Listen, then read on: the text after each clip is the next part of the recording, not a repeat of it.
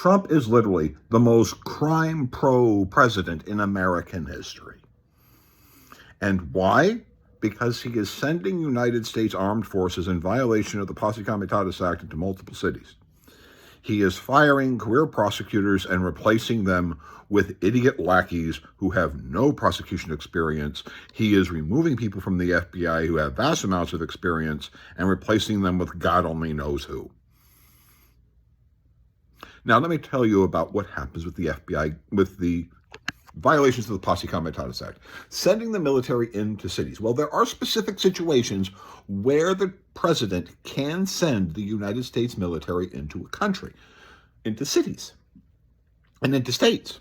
For example, like during the 50s and 60s.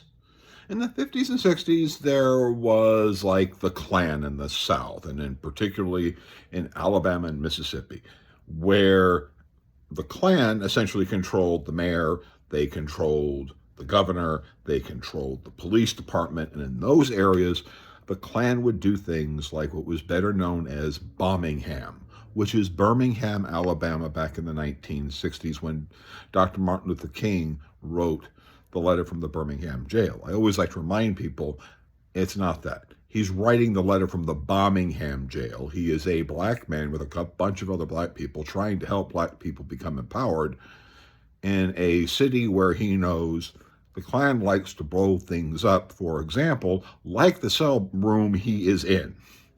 So that letter was unbelievable, in part because this man was probably sitting there waiting for a pipe bomb to be thrown through the window of the jail cell that he was in. So because of that, because it was clear that the Klan was killing people, lynching people, blowing things up, and when it came time for trials, nothing happened. So they had to send in the army to protect people of whom law enforcement would not protect.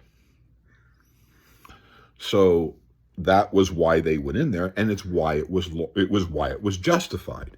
It was justified because the local law enforcement refused to protect citizens who were minorities.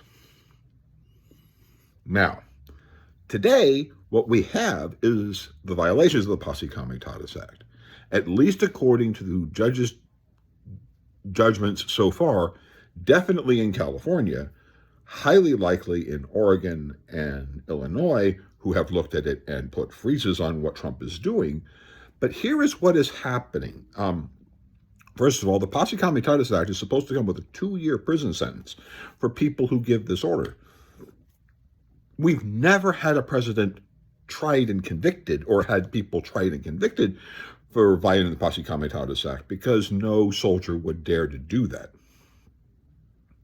And so you would have to have, and Trump thinks that he has an attorney general who's going to cover his butt, so he is free to violate federal law because the Department of Justice lets him get away with it.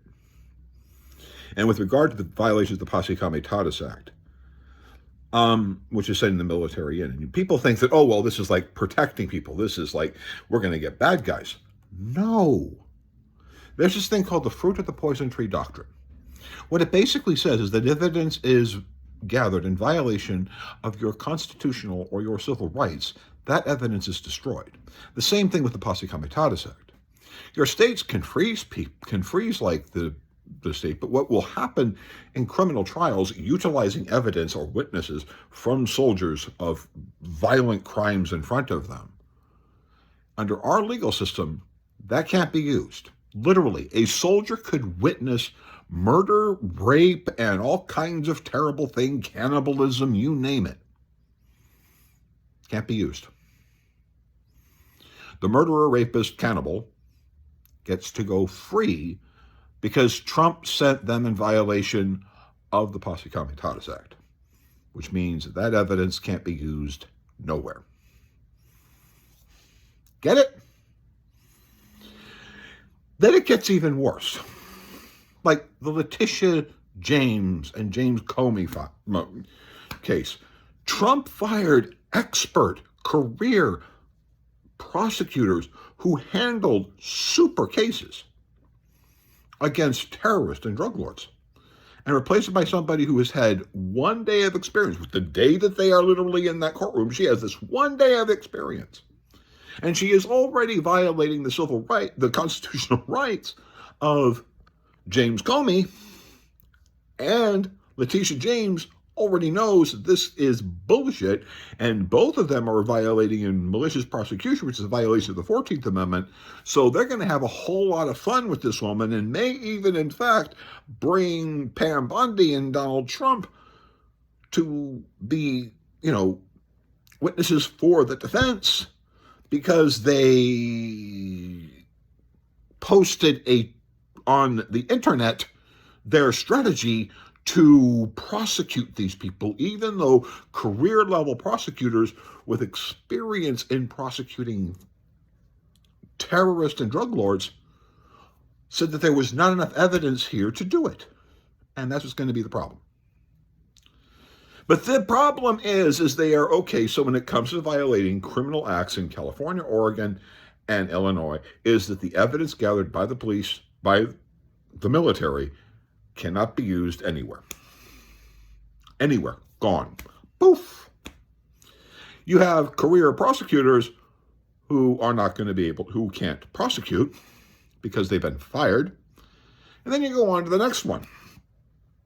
The FBI agents that are being fired, connected to the investigations of Donald Trump, because Trump wants to reach in to his ongoing criminal investigations and destroy that evidence, which the Department of Justice should be telling him, you can't do that because that is a felony. Mr. President, why do not interfere with the ongoing or the criminal investigations that bear your name? You can't do that.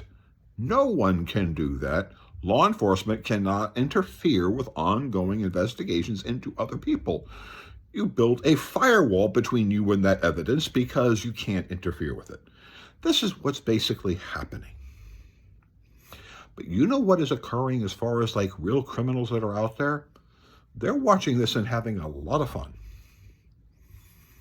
Citizens are learning their civil rights as much as they can because they watch what the military is doing, and what ICE is doing is violating their rights. And so now they're having to get as smart as these expert criminal litigators that are out there that are probably having a hell of a fun time in courtrooms with all of this stuff that's going on.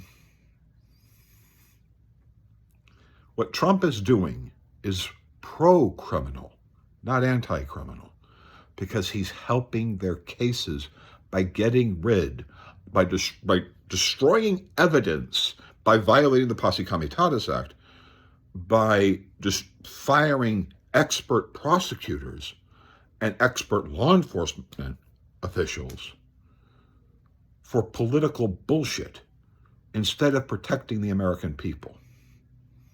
That's why I say, and you can argue with me with like, share, describe, debate with me, that Trump is not a pro-criminal president. Thank you. A federal prosecutor just fired by the Trump Justice Department has just written an open letter to his now former colleagues, declaring that the president's efforts to punish his perceived enemies is putting Americans' safety at risk.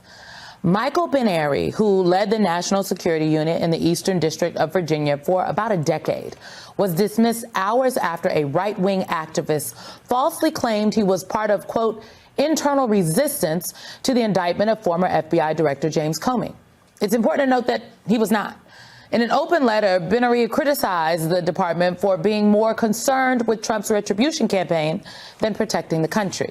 This is what he writes, quote, the decision to remove experienced career officials from U.S. attorneys' offices, the FBI, and other critical parts of DOJ undermines our country's ability to counter terrorist organizations, malign nation-state actors, and countless others that seek to harm our nation and its citizens. This firing adds to a growing list of prosecutors who have been fired or who have just resigned from the Eastern District of Virginia office amid Donald Trump's push to prosecute Comey on very flimsy charges. Breaking moments ago, MSNBC has just confirmed, reporting for Reuters, that an FBI agent in the Washington field office has been fired. And they were fired for refusing to arrest and perp walk James Comey. Now, the Washington field office covers the Eastern District of Virginia. Comey is being allowed to surrender for booking at his arraignment next week. The Justice Department, without warning or cause, fired the top federal prosecutor in the Sean Diddy Combs case and one who assisted in the prosecution of Jeffrey Epstein and his accomplice, Ghislaine Maxwell. Maureen Comey is also the daughter of former FBI Director James Comey. Our other top story, the federal charges against Mayor Adams expected to be officially dropped today, this just one day after he met with President Trump's border czar and agreed to allow ICE workers on Rikers Island. Now we have a team of reporters following all of these very latest developments with the mayor. Morgan McKay starting off for us now with coverage from City Hall. Morgan, what are you hearing about the mayor's case? Stephen, Bianca, in an unprecedented move, at least 7 federal prosecutors have now resigned rather than dropping the criminal charges against Mayor Eric Adams. Now, we are hearing that these charges could be dropped as soon as today,